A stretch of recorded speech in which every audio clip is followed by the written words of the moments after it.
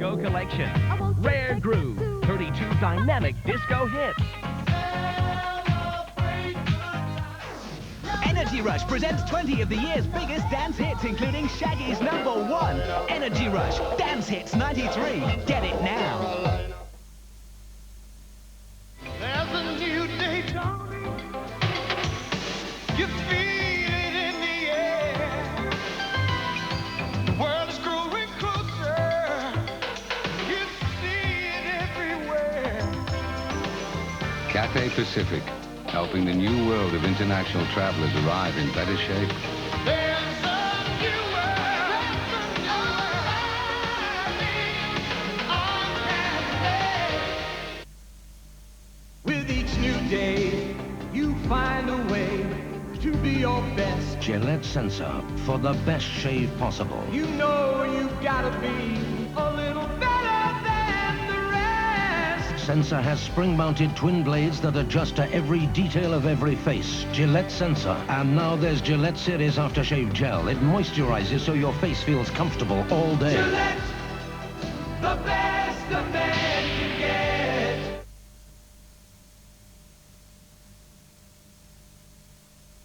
I mean, 39, on the prime of life. Arlington House is home to 400 men. I think I'd sooner be in hell at Arlington House.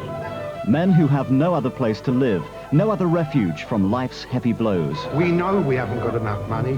We know we haven't got a lot of resources. I'm not at home with myself, and that makes me, I feel not at home anymore. What do you expect? Paradise? Monday at 9 on 4. Now Channel 4 invites viewers to sign on.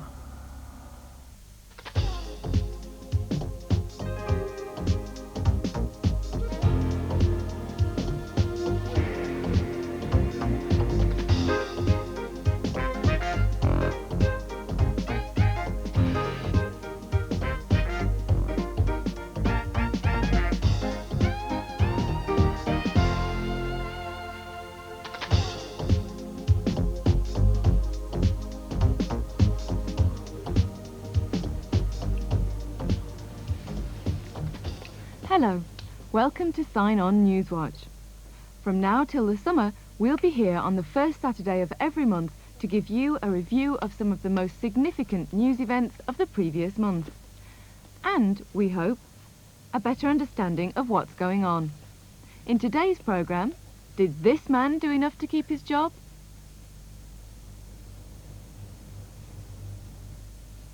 What did these deaf accountants think?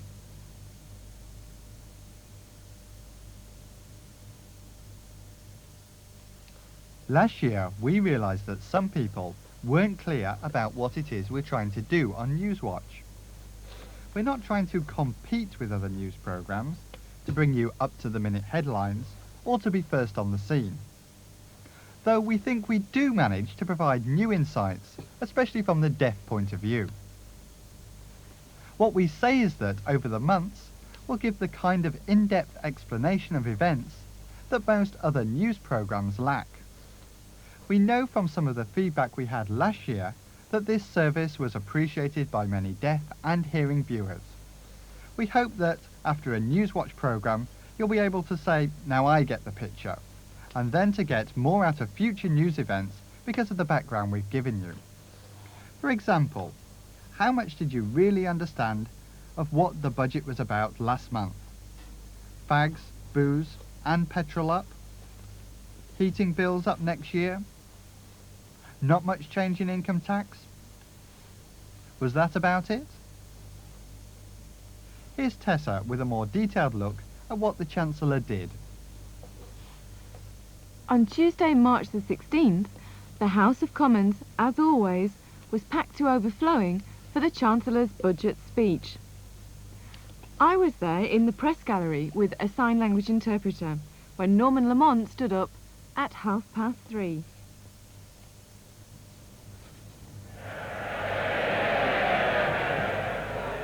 Mr. Deputy Speaker, in my budget last year, I announced a far-reaching reform that was supported, I believe, on all sides of the House. From November this year, public expenditure and taxation will be brought together in one annual budget statement. The advantages of the new system are clear. Ensuring that tax and spending decisions are taken at the same time will allow better control over government borrowing. Indeed, that is the main purpose of the change. And with tax, spending and borrowing decisions presented in a single statement, the relationship between them will be much easier to understand. But for now, our existing, and to me, I confess, rather antiquated procedures remain in place. And I shall therefore concentrate today largely on the tax side of the accounts. The spring budget, with the traditional display of the famous red budget box, may be the event that attracts most attention. But, as the Chancellor said, it's only one part of a three-way exercise. The government has to spend money on all sorts of public works and services, such as roads, the National Health Service, unemployment benefit, and it has to raise this money either through taxes or by borrowing it on the money markets. In the weeks before the budget, a number of events had demonstrated how short money is, even for essential services. On March the 11th, the Health Secretary, Virginia Bottomley, took part in a public debate about which patients hospitals could afford to treat and which they couldn't. The government calls it priority setting. Doctors call it rationing. The end result the same. It means limiting access to healthcare because there isn't enough money to go round. For the first time today, it was debated in public, with the Health Secretary accepting that it was necessary. Sensible practitioners and politicians have known all along that hard decisions about priorities have to be taken. They've always had to be taken, and they will have to be taken. Hard decisions will mean hard choices. This premature baby has already cost the health service £54,500. That's enough to provide 18 patients like Jenny Nihill with a new hip. She's on a waiting list. I can't walk very far. I wake up in the night with pain in the legs and, you know, waiting so long. I could be dead, or I could even be a cripple or something like that, you know. Her wait might be long, but at least she will eventually get treated. If rationing is introduced, some patients may have to go without. According to a BMA poll released today, a majority in Britain want unlimited funding for the NHS, even if it means higher taxes.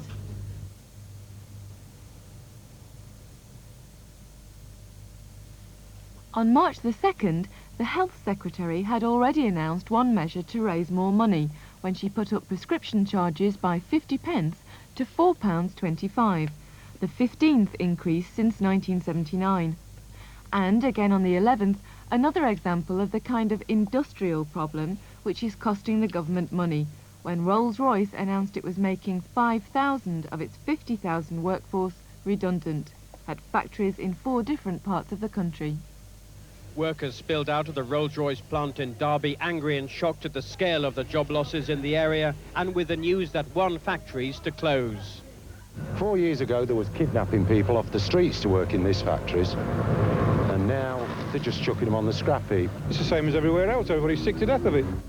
Throughout the day, workers were briefed on the extent of the cuts. Unions said they would fight compulsory redundancies as they considered their next move.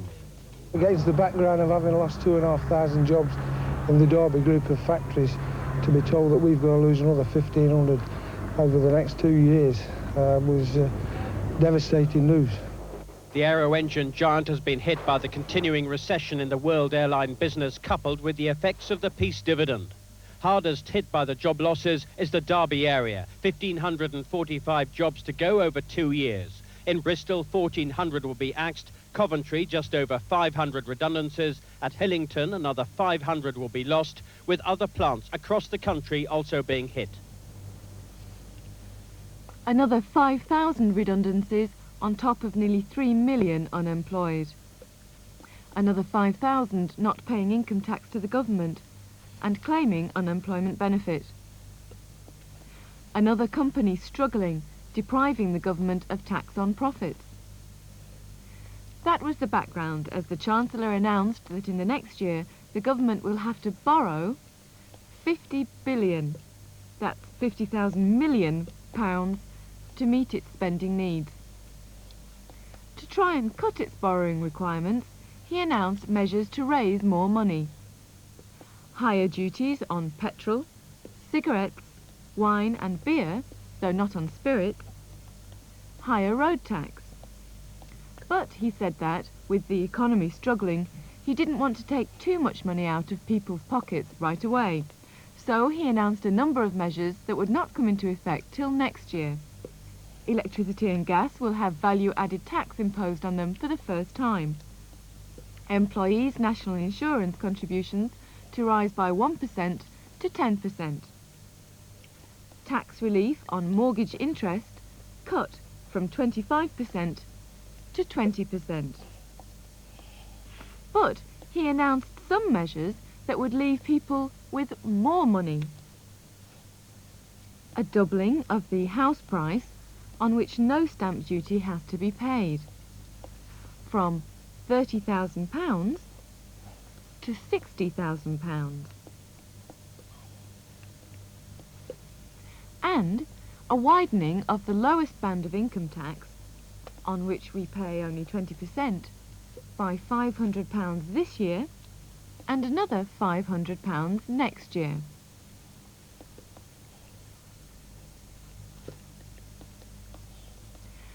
At the end of his speech, which lasted 1 hour and 51 minutes, Mr. Lamont and his party seemed quite pleased with his budget. This is a budget for sustained recovery, a budget for jobs, not just for this year and next year, but right through this decade, and I commend it to the House.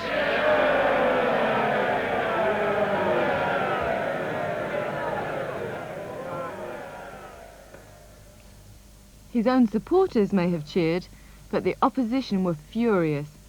Labour leader John Smith focused on the government's going back on its pledges before the last election not to raise VAT. And he concluded, I think the budget we've had today is a shameful budget from a cynical party. And I hope, Mr. Deputy Speaker, that the Conservative Party lives to regret the budget they announced today. For the Liberal Democrats, Malcolm Bruce was equally scathing. This, Mr. Deputy Speaker, is effectively a budget of despair, even a budget of desperation. There is little in it for the unemployed. There is nothing in it for those struggling to cope with recession. And for those looking for hope and encouragement, there is only the exhortation from the Chancellor that they might just hang on now, and by God, they'll have to pay later. Yeah.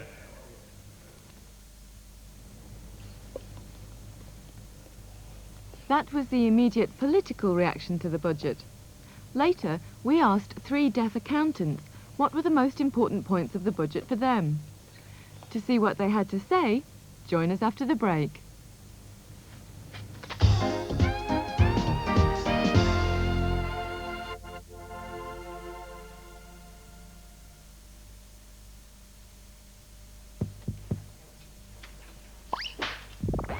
Everyone's a fruit and nut case, graceful with some ripened raisins. Plump and fruity. Boy, what a cutie. Funky, chunky almonds. They're the secret of my beauty.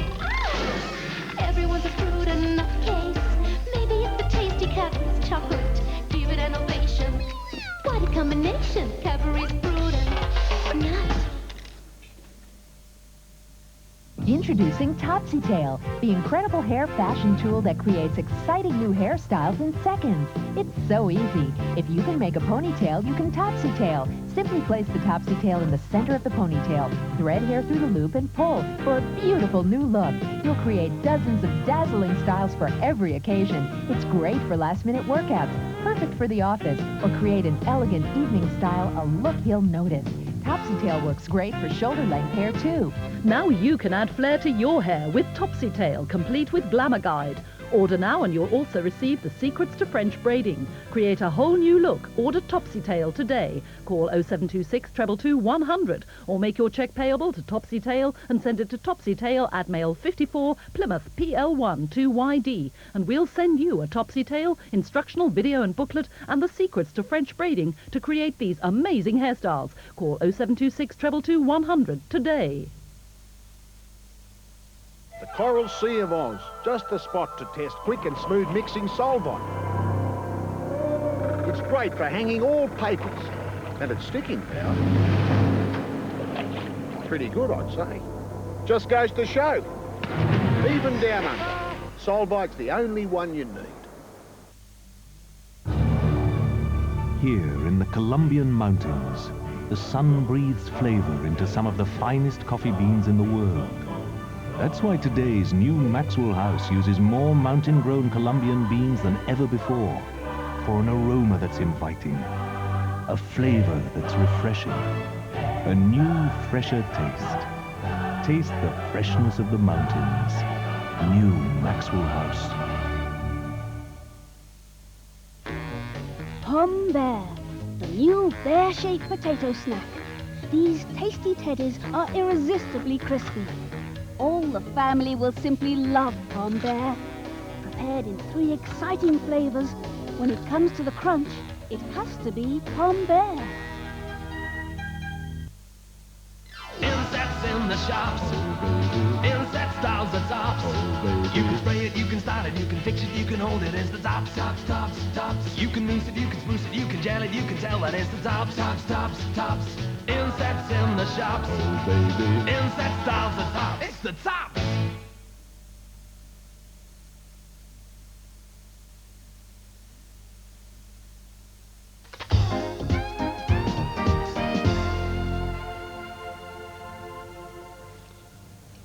Welcome back.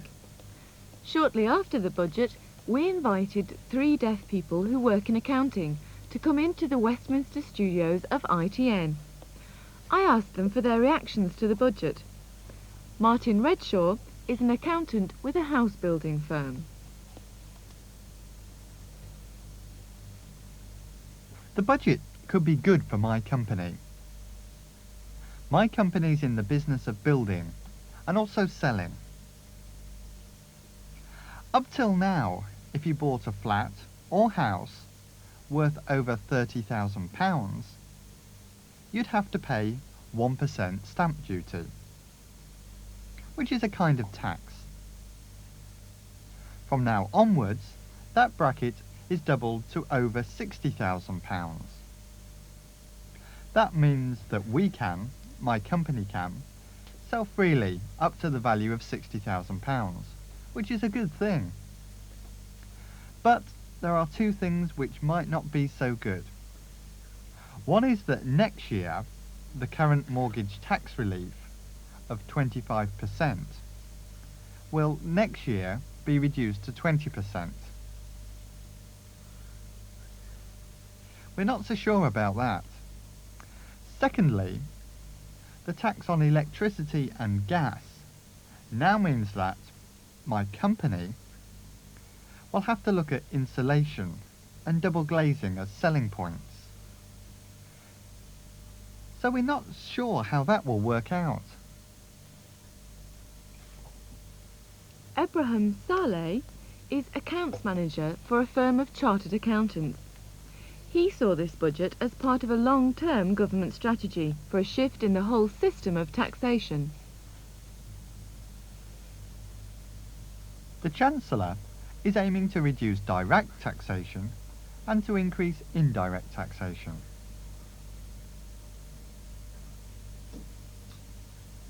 On direct tax, from the income you gain by employment or business, you have a personal allowance. After that, there's a tax of 20% on the first £2,000 above that. The Chancellor wants to increase that allowance to £2,500 for 1994 and to £3,000 for 1995. That will mean more income for people to take home, more to spend, and more choice.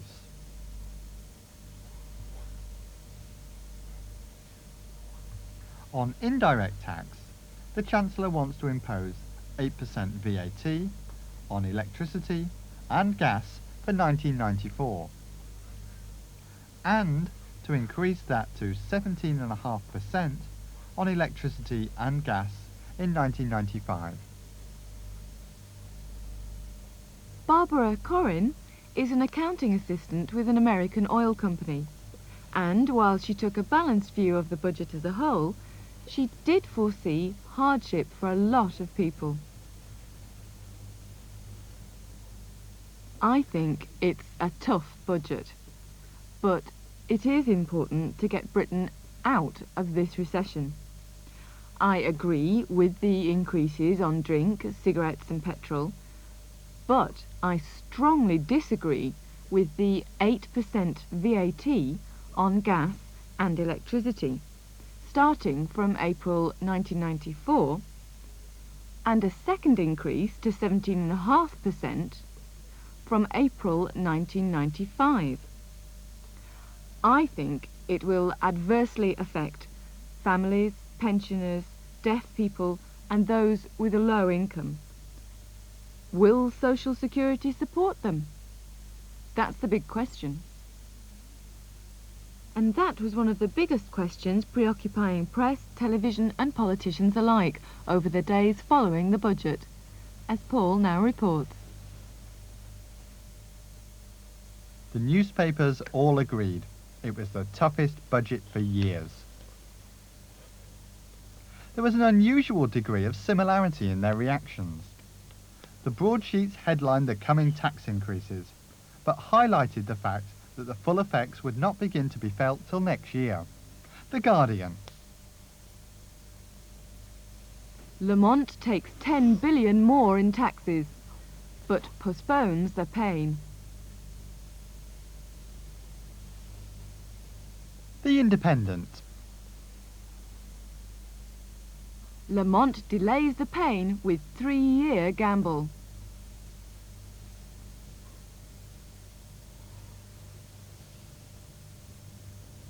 Today's headline was just one word, which reflected both the increase in heating bills and the paper's view that Mr. Lamont had held a gun to the head of every man, woman and child in Britain.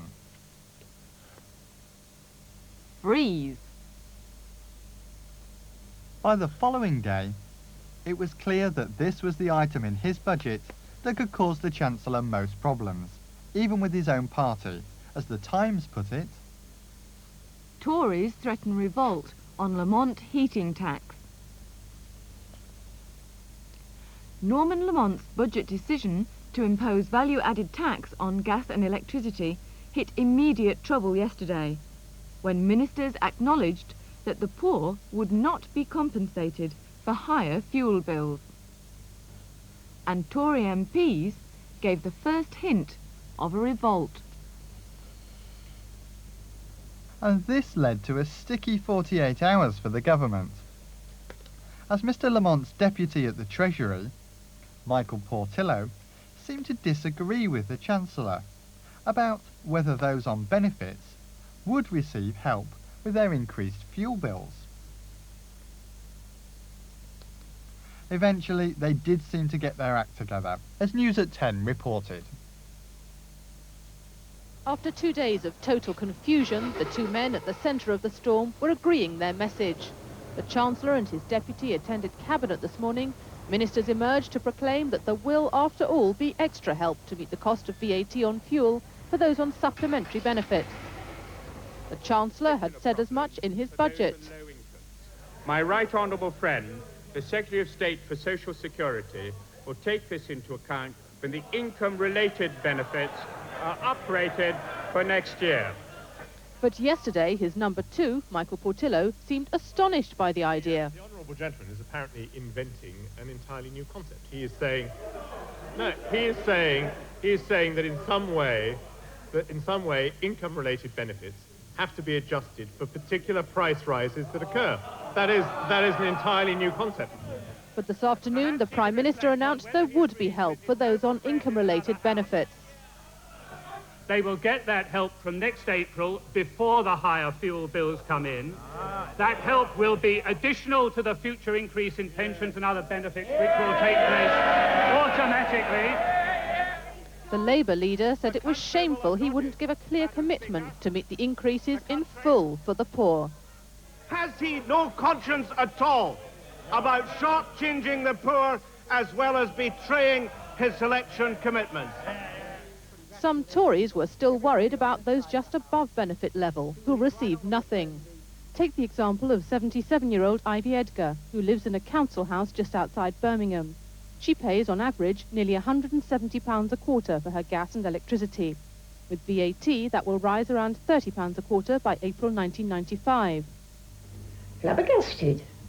Couldn't believe it when I heard it. Although her pension will be uprated to reflect the increased cost of living, including fuel, it won't fully compensate for the new VAT charges. This is partly because the uprating of pensions always lags a year behind real price rises, so the full impact of VAT on fuel bills won't filter through to pensions until the following year. Ministers refused to say how much extra help would be given to those who will get it, but the Social Security Secretary said it would help 10 million people on benefits. On income-related benefits, of whom there are the best part of 10 million people. So it's quite a substantial number of people who are going to be helped across the country as a whole. The government is insisting that this is what it intended all along. But some economists are estimating that helping 10 million people could cost up to £1 billion. And that's a third of the total sum the government hoped to raise by putting VAT on domestic fuel.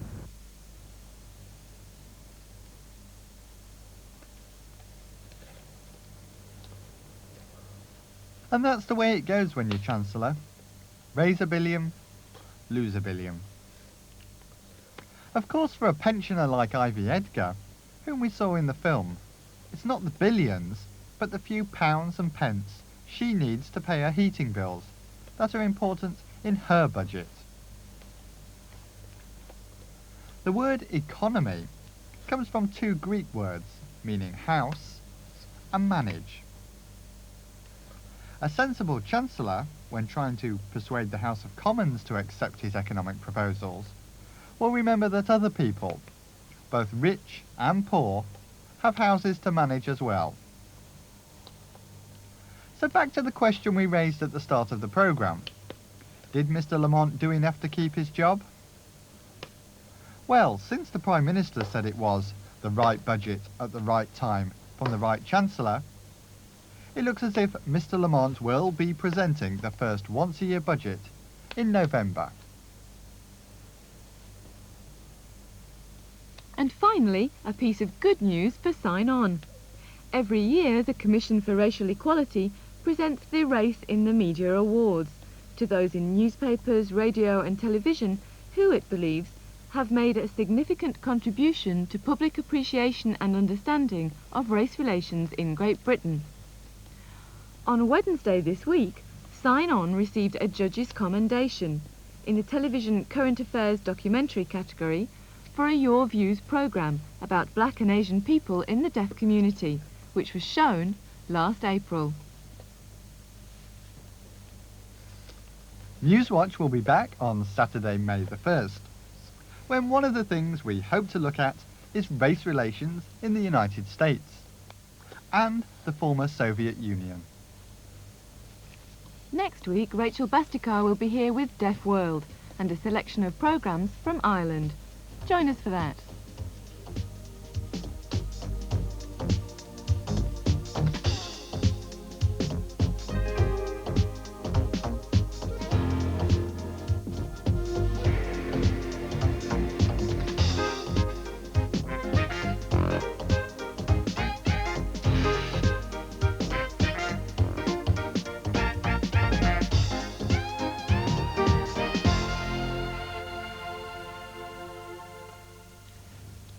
Every month, the British Deaf News publishes the Sign On supplement with more information about our programmes. If you'd like a copy of this month's supplement, send a large, stamped, addressed envelope to this address.